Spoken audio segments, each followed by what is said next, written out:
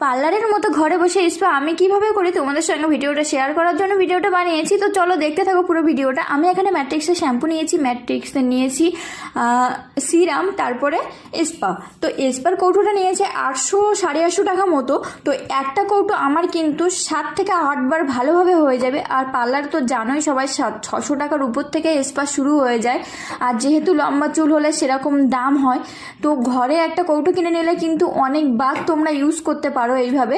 আর আমি একটা ক্যাপ কিনে নিয়েছি, স্পা ক্যাপ, যেগুলো হয় অনলাইনে বিক্রি হয় 200 টাকা 250 টাকা থেকে শুরু, সেগুলোও কিনতে পারো তোমরা।